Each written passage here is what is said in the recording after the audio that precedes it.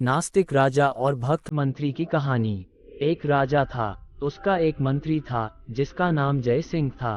वह बहुत बुद्धिमान तथा समझदार था। एक बार राजा के राज्य पर साथ वाले राज्य ने आक्रमण कर दिया। वह बहुत दुखी हुआ। वह अपनी जान बचाने के लिए गुप्त मार्ग से अपने मंत्री के साथ जंगल में पहुंच गया। उसके मंत्री को चाहे दुख हो या सुख हो, वह हमेशा यही कहता कि परमात्मा जो करता है अच्छा ही करता है। परंतु राजा को यह बात अच्छी नहीं लगती, इसलिए जब भी वह मंत्री के मुख से यह बात सुनता तो जल भुन जाता। अब जब मंत्री और राजा अपनी जान बचाकर जंगल में पहुंचे तो मंत्री मन ही मन परमात्मा को धन्यवाद दे रहा था।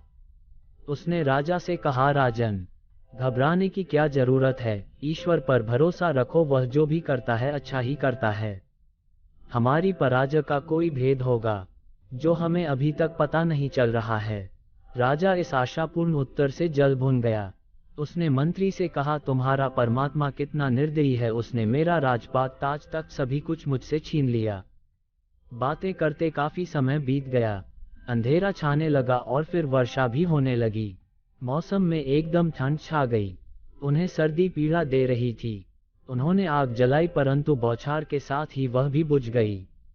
तभी राजा ने फिर भड़क कर मंत्री से कहा, तुम्हारा भगवान कितना निर्दयी है, उसे हम पर जरा भी तरस नहीं आता।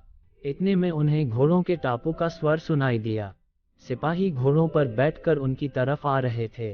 दुश्मनों के सिपाहियों को देखकर राजा का बुरा हाल हो रहा था, लेकिन अंधेरा होने के कारण राजा और मंत्री के घोड़े दिखाई ही नहीं दिए। तभी उनमें से एक ने कहा, जल्दी ढूंढो, वह यहीं कहीं छुपे होंगे।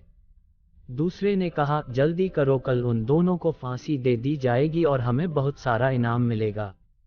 लेकिन वे सैनिक राजा और मंत्री को नहीं ढूंढ सके और अपना समूह लेकर वापस चले गए। इस तरह राजा और मंत्री की जान बच गई। तभी मंत्री ने राजा से कहा, महाराज, अब तो आपको ईश्वर पर भरोसा हो गया होगा कि परमात्मा जो भी करता है अच्छा ही करता है। यदि भगवान की कृपा से वर्षा न होती तो सिपाही आग की रोशनी में हमें ढूंढ लेते और कल हमें फांसी हो जाती। अब राजा अपने समझदार भक्त मंत्री की बातें सुनकर बहुत प्रभावित हुआ। अब उसे परमात्मा पर विश्वास हो गया। उधर उसके राज्य में अचानक प्राकृतिक आपदाएं आई। राजमहल में बैठा दुश्मन राजा महल के मलबे में दबकर ही मर गया। चारों ओर हाहाकार मच गया। उधर मंत्री और राजा दोबारा अपने राज्य में चले गए। बिना युद्ध किए ही उन्हें राज्य पुनः प्राप्त हो गया। तो दोस्तों, कैसी लगी कहानी अगर अच्छी लगी हो तो वीडियो को लाइक करो, शेयर करो और चैनल को सब्सक्राइब करो। मिलते हैं नेक्स्ट वीडियो में।